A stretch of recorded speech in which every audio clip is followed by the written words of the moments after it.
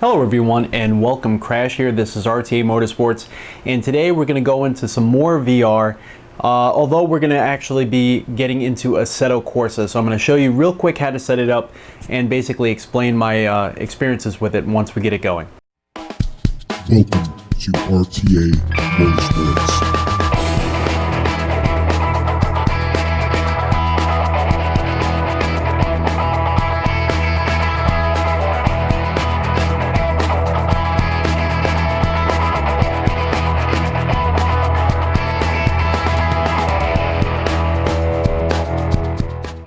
Alright, so welcome back. So we're going to be using the Razer OSVR. The Razer OSVR is pretty much an open source, not even pretty much, it is an open source VR headset.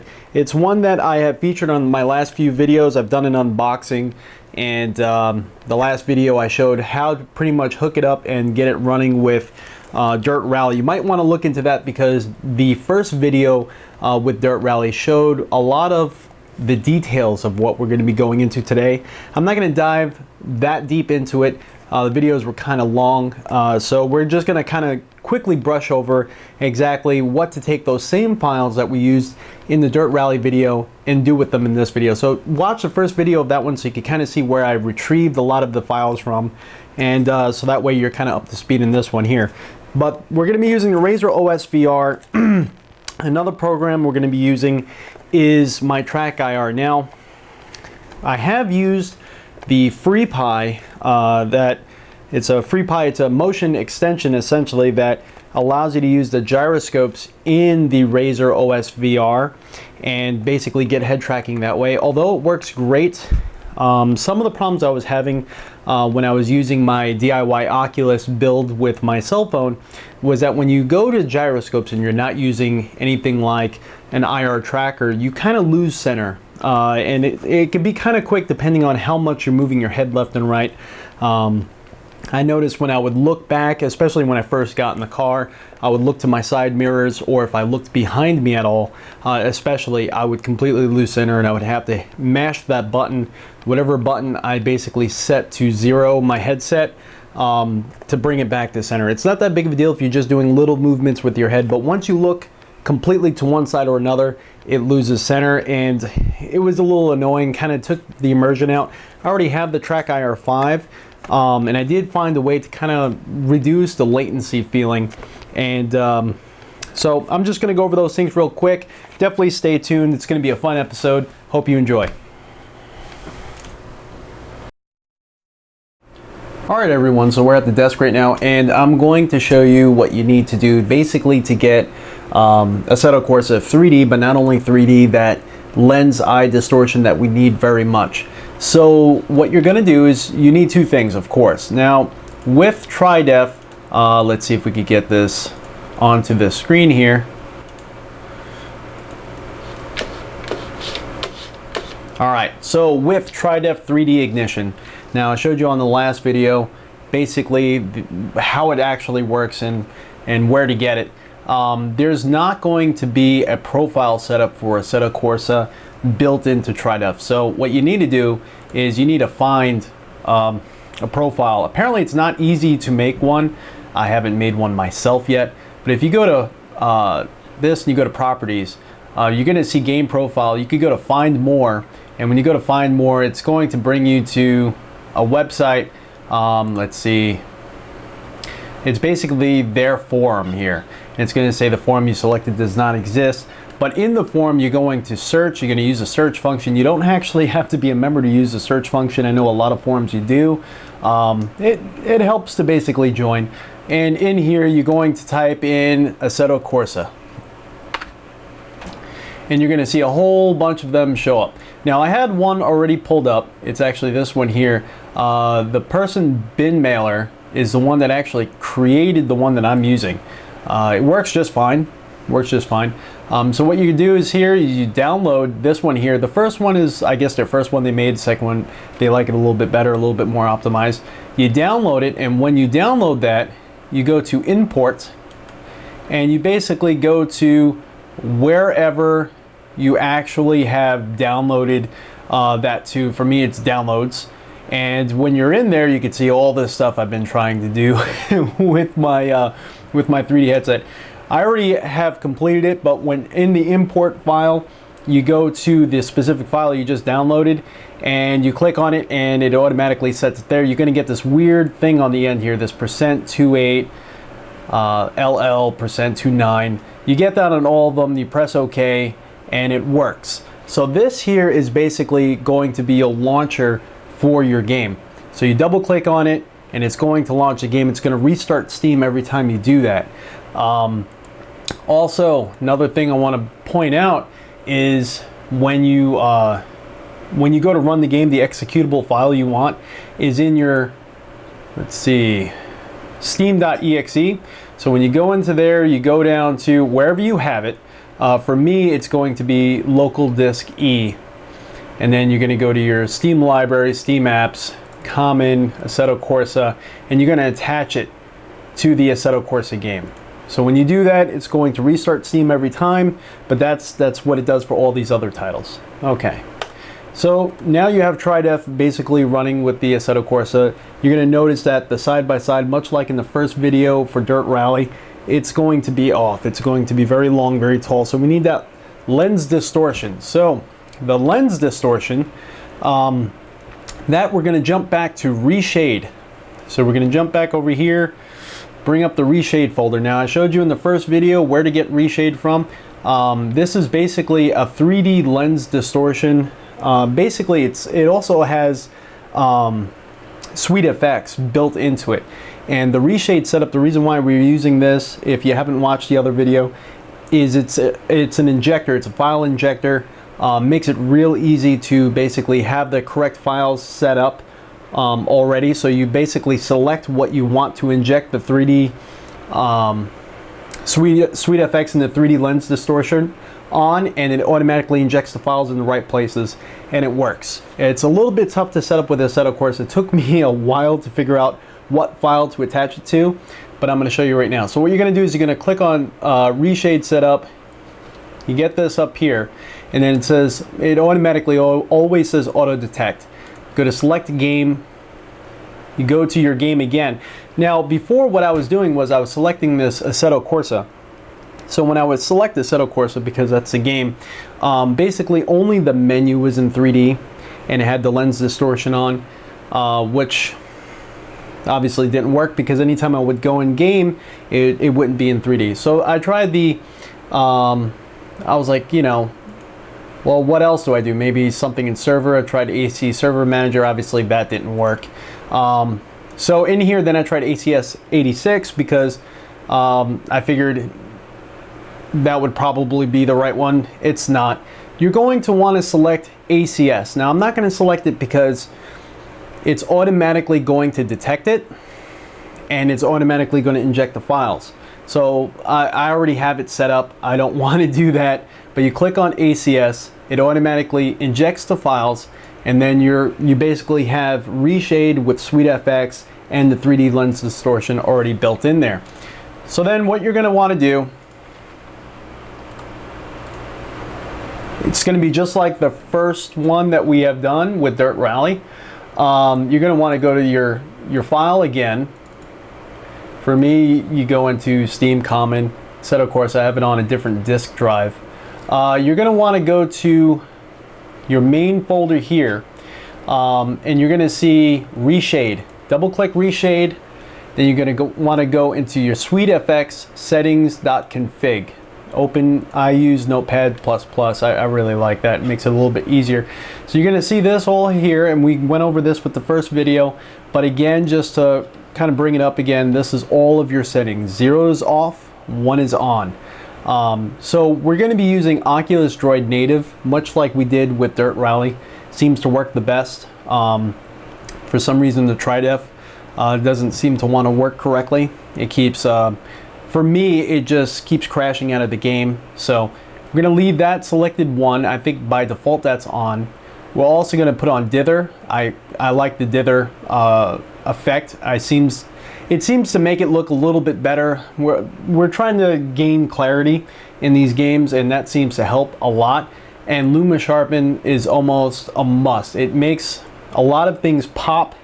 It makes a lot of things look really, really clear, especially with these headsets, being that we're running kind of a 1080 screen, so you get that pixelation. It really assists in the, you're not going to get rid of the pixelation on these headsets, but it assists in, you know, basically being able to see things, especially off in the distance like other cars or whatnot, and kind of eliminates the, it doesn't eliminate, but it helps with the overall experience. When you basically take it off, everything looks blurry, everything looks kind of like hazy, and you know, it doesn't really look that great. When you turn it on, you could actually read your dash. So you know, that's how it pertains to sim racing, and makes it a lot much more of a better experience. But you know, those are the only two things that we're going to turn on here. You could edit things yourself and kind of, you know, tell me in the description what you guys like to turn on and turn off, and what seems to work best for you. So we're going to X out of there. So once you turn those on, you go to SweetFX, go to shader, shared shader, and then you're going to go down to Oculus Droid Native, because the Oculus Droid Native is what we turned on in the SweetFX config folder. We're going to turn it on here. Well, it's turned on here, so we're going to edit it in here, and we're going to use the same settings. Now, I haven't really edited these settings at all. Once I found these settings, I kind of just went with it because it seems to work the best for me. And if you ever need to see the whole screen, you can just hit your screen lock button and it turns on and turns off the lens distortion instantly. So it seems to work the best for me. So the only two things that we're going to edit here is the scale entire lens option, 0.12, and the default is 1. And then the warp using standard DK2 distortion parameters. The default you can see here is 1, 0.22, 0.24, 0. All we're going to do is change that first digit to 7. So just those two things. Once you edit those, now click save. I already saved it, so I don't need to save it again. And that's it. You're pretty much all set up. Hello everyone, and welcome inside the rig. This is the Budget Burrito, and we're going to go ahead and load up Assetto Corsa, and I'm going to show you how to do so. It's going to be pretty much identical to the process that we did with Dirt Rally. So what you want to do is you want to open up a few things first. You want to open up, for me it's going to be Track IR5, the program. Do whatever tracker you have, whether it's Face Track, No IR, if you're using FreePi, whatever you're doing. For me, it's Track IR. So you want to open that up before you open the game, so that way the game sees it just like you normally would. Next, if you do have the Track IR5, just want to show you my settings real quick, because you know you do have limited range of motion before it cuts out. So to combat this, I put speed at 1.8, smoothness on 0, because smoothness introduces latency and lag. You don't want that. And the profile is 1:1. I feel it's the most natural profile that's out there. And just leave that on exclusive, so that way when you go in and out of races, it doesn't keep going back to default. If you put it on default, the motion's just crazy. So just take my word for it. Put it on 1:1. You'll be happy with those settings. And I put it on 1.8 because it kind of magnifies your movement just a little bit. So that way, left to right, up and down, you'll just end up getting a little bit more distance with each movement, but it's not so much where it feels unnatural. Open up TriDef 3D Ignition. From there, we're going to load up Assetto Corsa. You can see that custom profile I told you about earlier. When you load it up, it's going to shut off and restart Steam. Of course, if you have simvibe, you're going to want to also do this now too.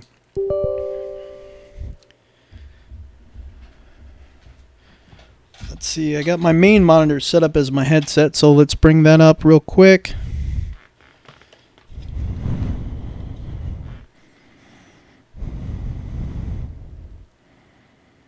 There we go.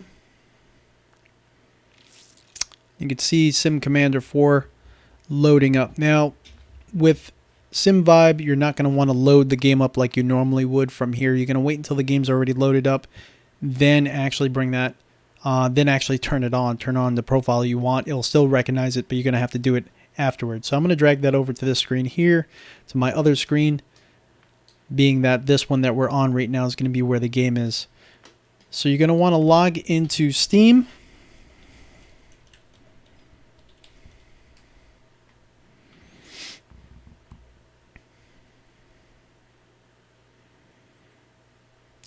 and just give that a moment. It's going to basically turn off and turn on Steam and load the game up. So there we go. Now we have the game going. Again, we did launch it with TriDef. Now you could see the first thing you're going to notice is the game is not, well, the menu system is not going to be in split screen 3D.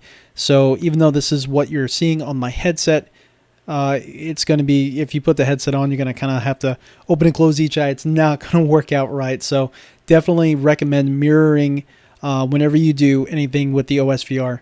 Mirror it with a monitor so that way you can see what's going on, and until you get in game. Some of the menu systems kind of don't work right, especially if you're using a 3D lens distortion like I am. I'm sure there's going to be a patch that's going to come out, or there's some other profile with TriDef that the menu system is also in 3D. It's not the menu system, or the profile I should say, with TriDef that I'm using. So if you know of a better option, definitely send it my way. You can see the resolution and the settings that we have here. Again, the graphics card I'm using is AMD R9 290X from Sapphire. It's an 8 gig card. Very, very good card. I love this card to death. You're definitely going to want to select depth of field and put that as high as you can, as high as your graphics card allows, because it's going to be a 3D experience. You definitely want to get the depth of field in there. Glare quality, we're going to lower that down because I've been having an issue with glare on the windshield and not being able to see the darn track. So we're going to leave that. We'll leave it on low. We'll take off heat shimmering because really we don't need that. We're going to be the only car on the track. And we'll leave the rest of the settings alone.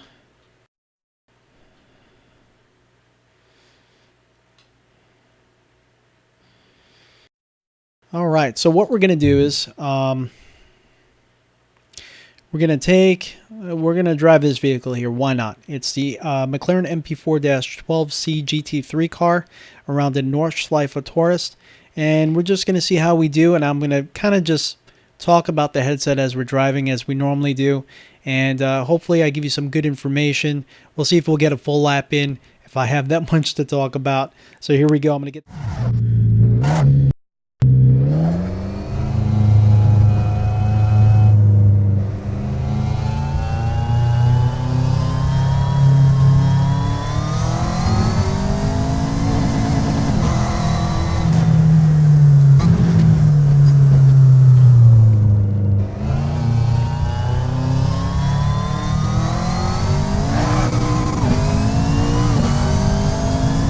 Like I was saying, I did use the FreePi.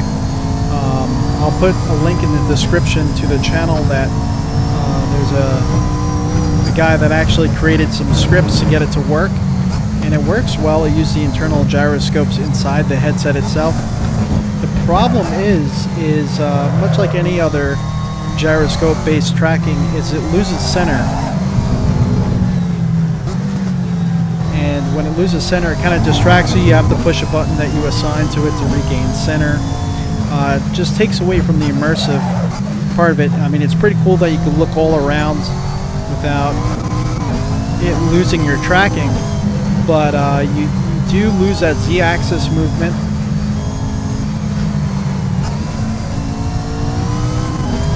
And it just overall was very distracting to me. Anytime I looked very far to the left or to the right, I had to re-zero it constantly. So until there's a real IR setup natively for this headset, I just think I'm gonna kind of use my track IR.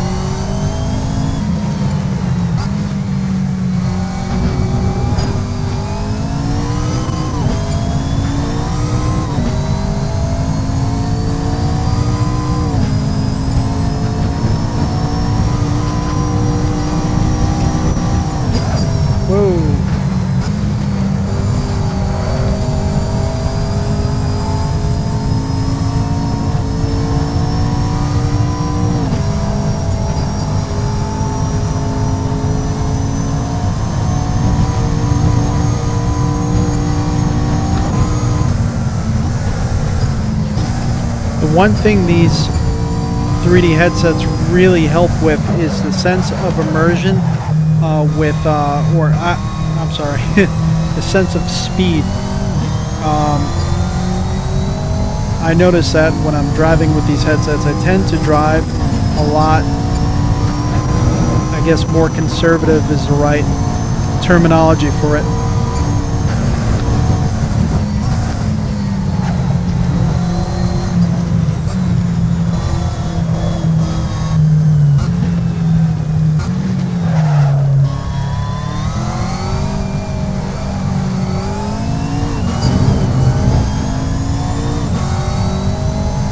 But like anything else, it takes some time to get used to.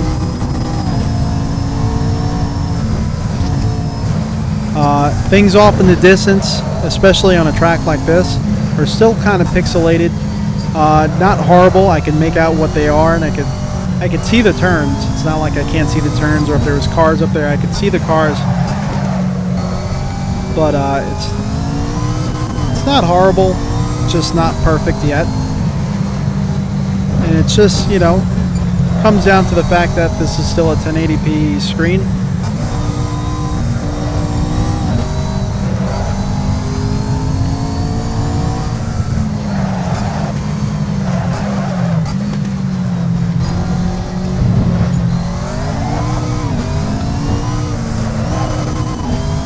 I'm guessing my time on this one is probably going to be like a 7:30.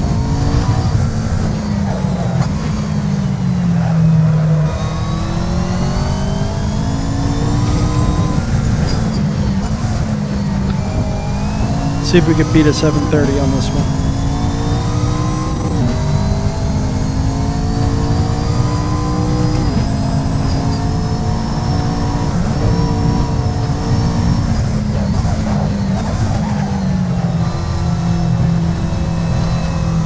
Whoa, I can't see the track. That glare is just brutal. That glare is brutal. We're going to go flat out through this section. And the other thing I will point out is that, you know, when you're wearing a headset like this, you do get that sense of immersion, you get that sense of speed. But also, it's very easy to judge the track. You can see the different undulations of the track, the different pitching, a lot easier. You know, I kind of had issues with some of the turns on the track with my triple screen setup. You know, kind of judging whether it was a tight turn or an off-camber turn or anything like that. It just, you could see it, but it's, you know, it's hard to really sense it in a 3D space. With this, you're in the 3D space, so it's a little easier to see and judge. And it's probably why I tend to drive a lot more conservative.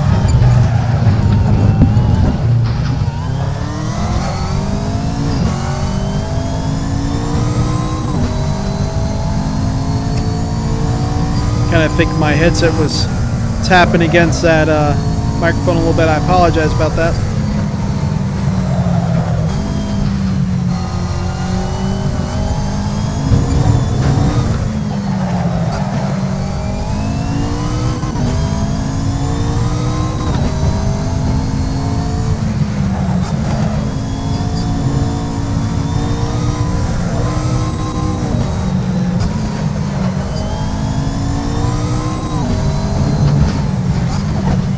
I cannot see the track at all.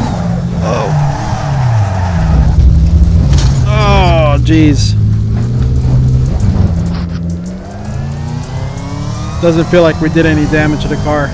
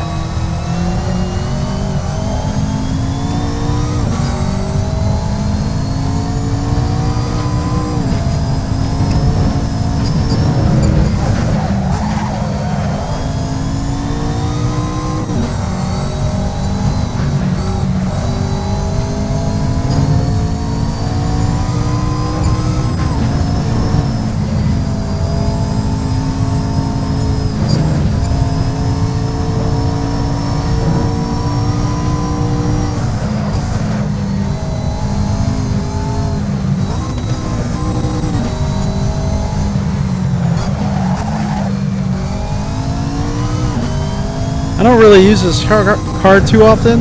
I know it has a large fan base, but now I see why. I mean, this car just grips like no tomorrow. I'm like over braking, like almost under driving it in every corner. Just braking like as if it's a street car. Not really taking advantage of the fact that it has all this amazing grip. Alright, so we got a 738, you know, a little slower than what I called it.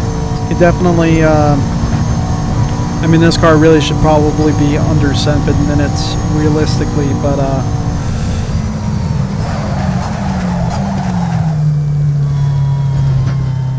braking in this car is phenomenal, too. Alright, so there you go. I hope you enjoyed. This video was a heck of a lot of fun to make, and driving Assetto Corsa with this OSVR headset right here is definitely a cool experience. I feel really gifted to have this experience and really be able to enjoy it. Now, I do have to say, you know, don't let any reviewers fool you. There is pixelation, especially when you're looking off in the distance. Just with this headset, it's not as bad as the other ones I have tried, like the DK2, the Oculus DK2, and the Sony Morpheus, as well as some DIY options that I have tried. I have a Samsung Galaxy S5. I tried it with that, and I tried it with my Nexus 5 on a Homido headset, and there is worse pixelation on that, although they are both 1080p. Well, they're all 1080p based screens, so take that from what it's worth. I mean, that's just my opinion.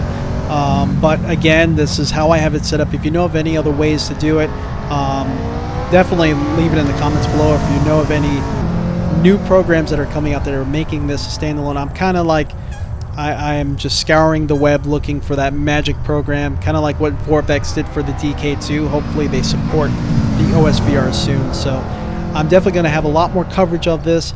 Let me know what other sims you're wanting. I'm still working on iRacing. iRacing is being a little bit tricky right now, but I'm still working on that. Also, I wanted to give a big shout out to one of my friends, John. He runs Sim Racing Revolution. He has an awesome channel. He posts videos out every week. I mean, multiple videos every week, and a lot of his points that he makes and a lot of the things that he has done with his rig and a lot of opinions he has for a lot of the sims that are out there are definitely great. I agree with a lot of them, and it's good to get other point of views and see other channels out there on this topic, because sim racing is definitely a niche topic. There's not much of us out there, you know, as you compare us to like first-person shooters or fighting games or anything like that. Sim racing, you know, we're kind of a different breed altogether. It's a simulation-based hobby, so it's definitely niche, but it's growing rapidly. And definitely, you know, there's a few big channels out there, but his channel is, I think it's just as good as any other big channel out there. I like his green screens that he's using, and the way that he's actually doing his productions are just spot on. So definitely check him out, that Sim Racing Revolution. And again, this was a lot of fun. See you all out on the track. Have a great day, and see you all next time.